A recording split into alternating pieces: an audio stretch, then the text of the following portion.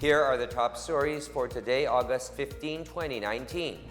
The Office of the President says it supports the Senate inquiry into the missing minors who were allegedly recruited by communist groups. Two former rebels say that leftist party list groups are being used by the CPP-NPA to destroy the government. Military officials said 5 Chinese warships passed through Philippine waters without informing the country's authorities. And all ticket sales at the Hong Kong International Airport were halted due to the recent protests.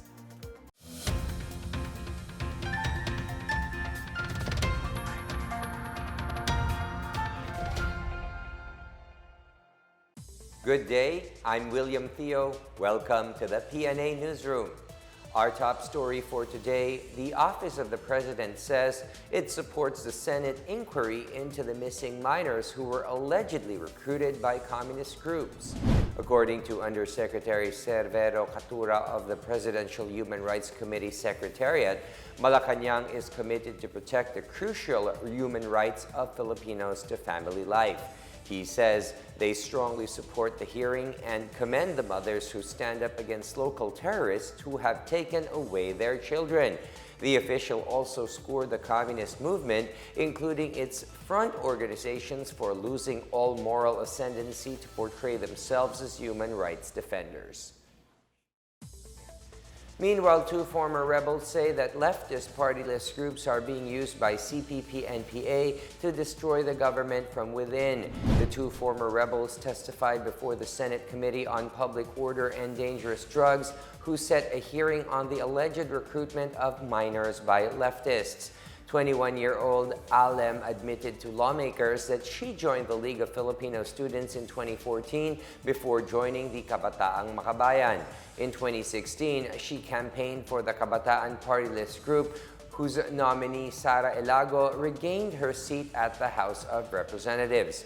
She said during the campaign, members of the LFS and Anakbayan were taught not only to strengthen the armed struggle, but also to bring down the government by electing a representative of the communist movement.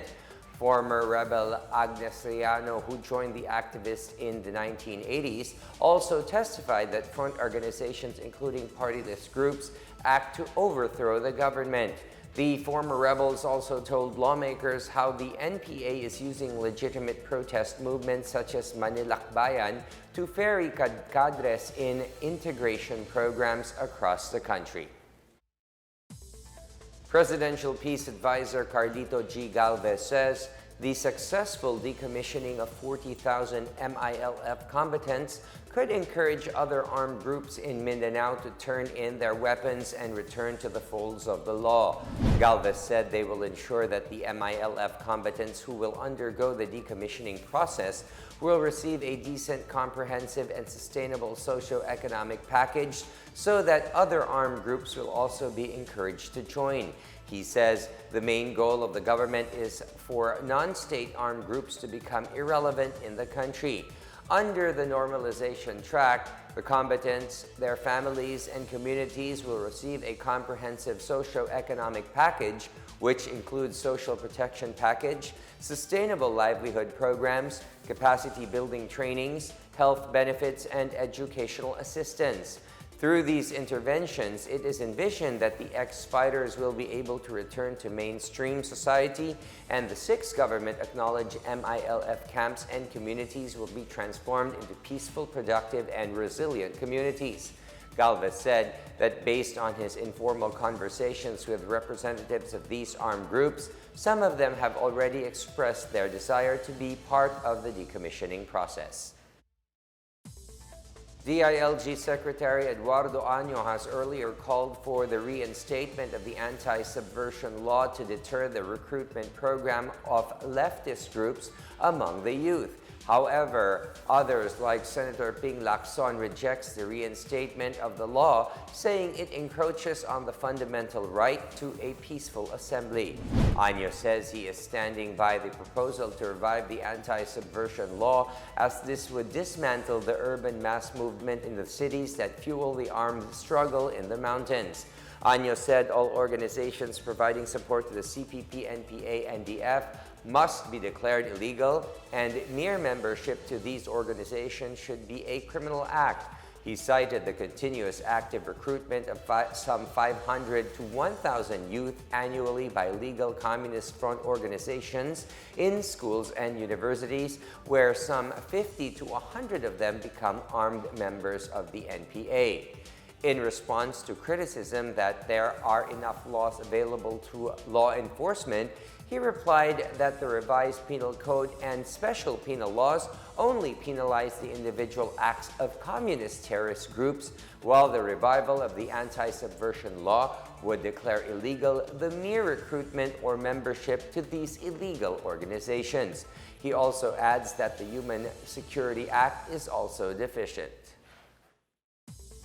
The Presidential Anti-Corruption Commission, or PACC, said that government workers and officials should know whether to accept or decline gifts given as tokens of gratitude. More on this and other news around the metro from Benj Bondok. PACC Commissioner Greco Belgica on Wednesday agreed with President Rodrigo Duterte that it was okay for government workers and officials to accept tokens of gratitude for the services they rendered as long as they did not ask for it. However, he said it is best to decline the gift if a person giving the token of gratitude is someone who has pending transactions with the government. Meanwhile, the Department of Transportation on Wednesday directed the LTFRB to automatically approve all valid transport network vehicle services applications. This is to implement the order of the Anti-Red Tape Authority following complaints from the TNVS community of red tape in the processing of their applications. ARTA said they found unreasonable and undue delay in the processing of TNVS applications. In other news, President Rodrigo Duterte has signed the law creating the Philippine Coast Guard Hospital, which will cater to the needs of its personnel and their respective families.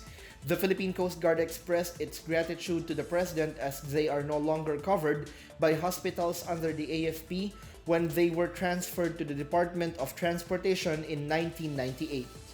For the PNA Newsroom, I'm Benj Bondok. Still to come, military officials said 5 Chinese warships passed through Philippine waters without informing the country's authorities. And Bangko Sentral ng Pilipinas has allayed fears related to the impending increase in ATM transaction fees. More on these when the PNA Newsroom continues.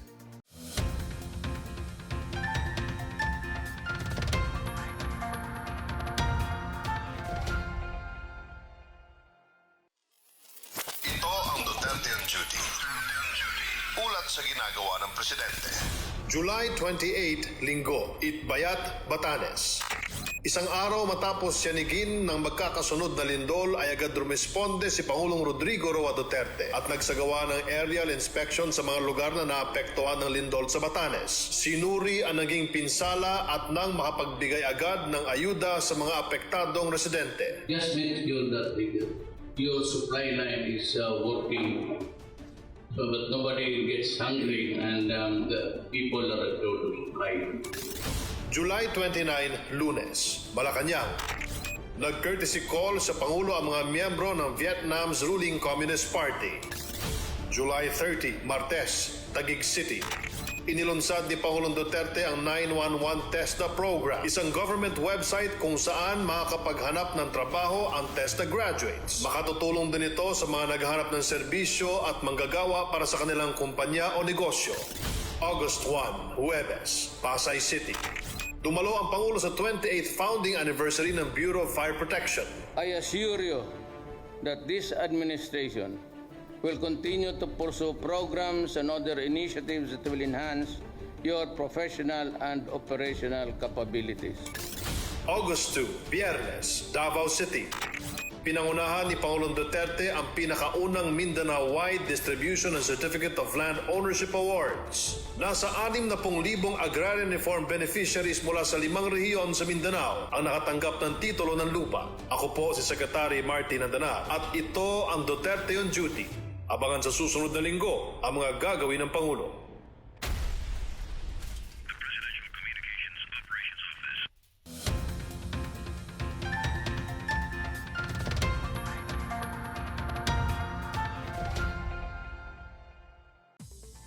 5 Chinese warships passed through Philippine waters without informing the country's authorities, according to military officials.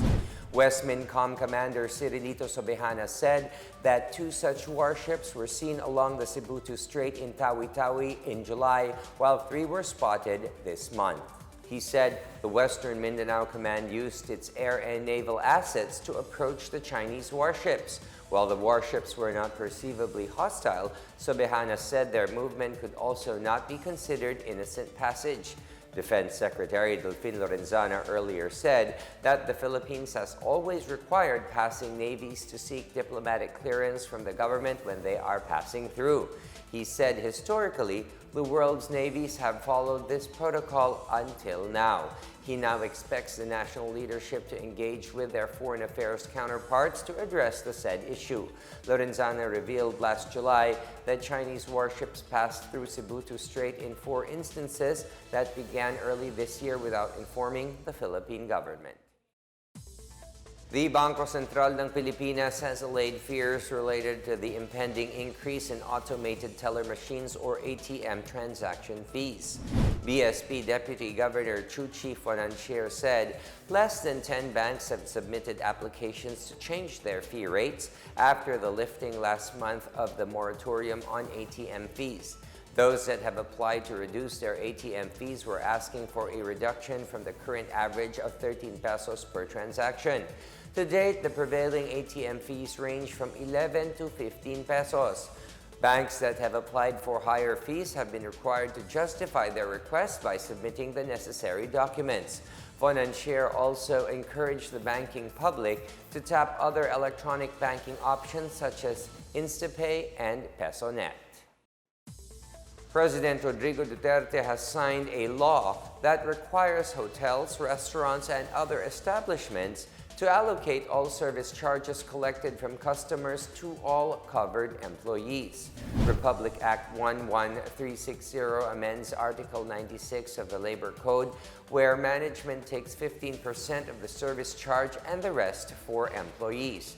The amendment provides that all service charges shall be distributed completely and equally among the covered workers except managerial employees. Service charges will not be considered in determining compliance to orders that raise the minimum wage.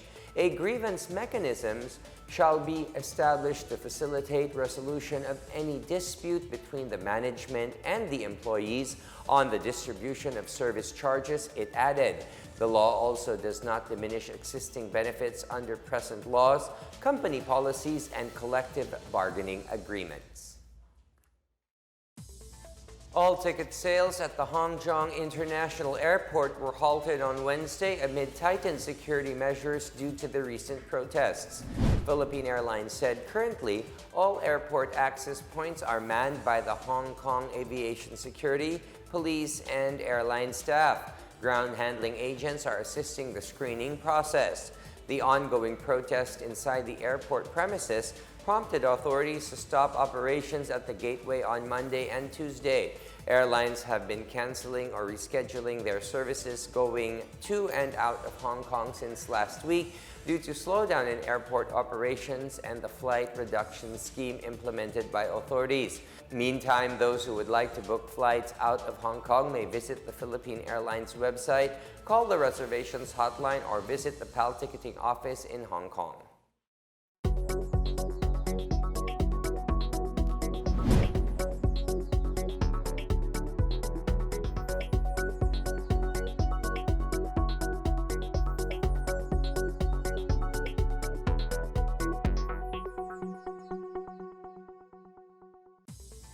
Six towns in Aurora province have joined dozens from around the country that have declared the New People's Army as unwelcome in their areas. More on this and other news from the provinces from Benj Bondo. 6 towns in Aurora province have declared the CPP-NPA as persona non grata. The Philippine Army's 91st Infantry Sinagtala Battalion said on Wednesday the municipalities of Dingalan, Dilasag, Kasiguran, Dinalungan, Maria Aurora, and Dipakulaw have declared the communist organization as unwelcome through their respective resolutions. The Army owed this development to the creation of the Provincial Task Force to End Local Communist Armed Conflict. In Samar, the army urged the people of the province to revive the spirit of bravery as they joined the government to end insurgency. Major General Pio Diñoso III, commander of the 8th Infantry Division in Catbalogan City, cited the rich cultural and natural heritage of the people in Samar as he called for unity to end local armed conflict in the province. He said to achieve lasting peace, cooperation from locals is very crucial to ensure that the rebel group's influence will be inconsequential. In North Cotabato, 53 former communist rebels completed on Monday a short course provided by TESDA through its mobile training program. The Army's 19th Infantry Battalion helped TESDA in choosing the participants for the mobile training laboratory. During his recent visit to Region 12, TESDA Director General Isidro La Peña vowed to make TESDA's technical vocation courses accessible for all. From January to date, about 886 members of indigenous peoples and rebel returnees have availed of various TESDA programs in the region. For the PNA Newsroom, I'm Bench Mondo. Up next, Western Japan is bracing for heavy rains and storm surges as Typhoon Krosa approaches. And Bataan has begun planting trees as a way of caring for the environment. The PNA Newsroom returns after these reminders.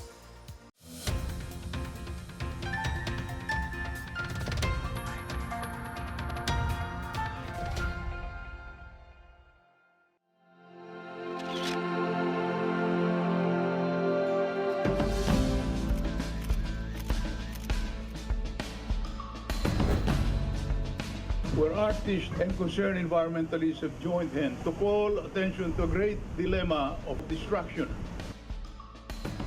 The state of our ocean impacts not only the environment but of all of us, since our food secure future depends on our harvest from the ocean.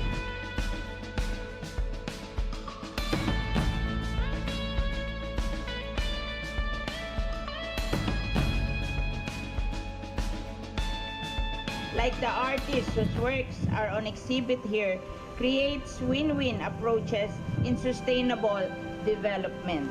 We have to work together. If we could sustain that, then our collective goals are well within our reach.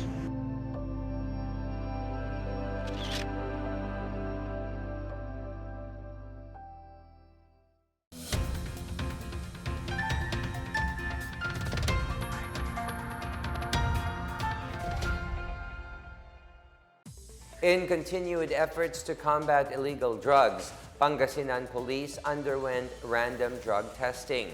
In Pangasinan, over 200 policemen underwent drug testing and so far yielded negative results.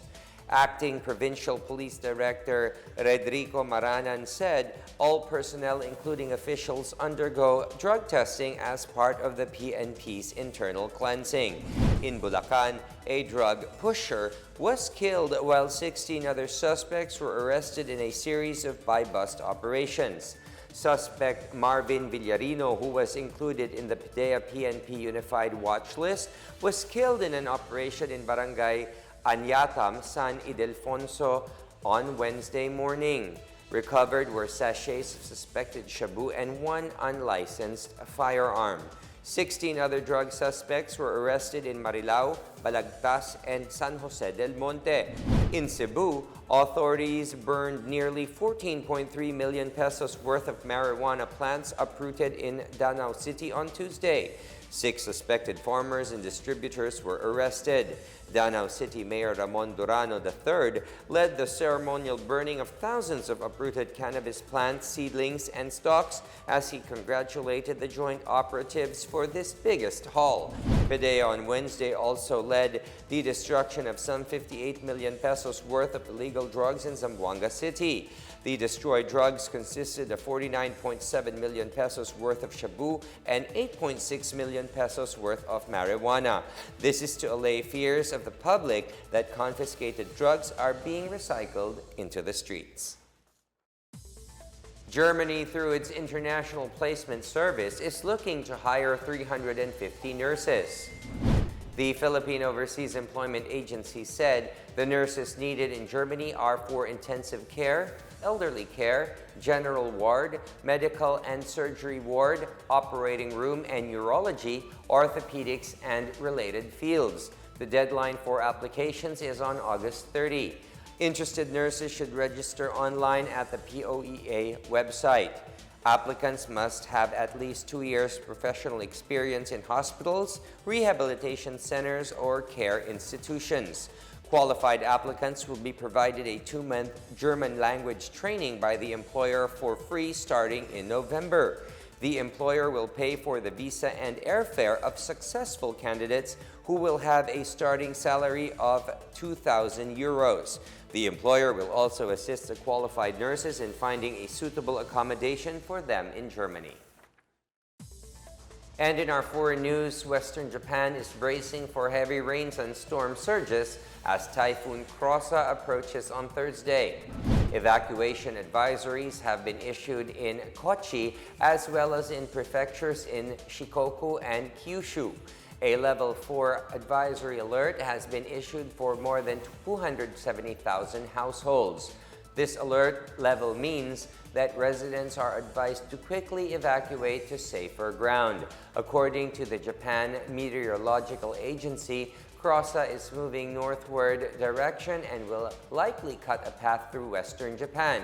The GMA has warned that Typhoon Krosa may cause landslides, particularly in the prefectures of Nara, Oita, Ehime, and Tokushima. The weather agency has warned people to stay on alert for severe gusts of winds, torrential downpours leading to rivers bursting their banks, floods and mudslides, as well as storm surges and possible lightning strikes. Residents of an upland village in Mariveles, Bataan have begun planting trees as a way of caring for the environment. Barangay Chairman Marcialito Balan of Alon Town led the planting of 1,500 seedlings of mahogany trees in a 2-hectare land near a forested area. The activity is in line with the 1 Million Trees program of the provincial government. Participants includes employees of the barangay, local governments, members of the PNP, Army, and various organizations such as the Lions Club of Mariveles and the Balanga City and Knights of Columbus. Others who joined were teachers and students of the elementary and high school in Alyon, student cadets of the Maritime Academy of Asia and the Pacific, and representatives of other sectors. A monthly cash award of 50,000 pesos awaits barangays that will be able to attain 0 case of dengue, drugs, maternal death, and death from rabies, and plant the most number of trees. In our weather outlook, southwest monsoon is still affecting the western sections of northern and central Luzon. In Ilocos Region, Cordillera Administrative Region, Batanes, Babuyan Group of Islands, Zambales, Bataan, and Occidental Mindoro will experience cloudy skies with scattered rain showers and thunderstorms due to habagat. The rest of the country will experience partly cloudy to cloudy skies with some isolated rain showers or thunderstorms, mostly in the evening or afternoon. Let's now check out the weather outlook for the rest of the country.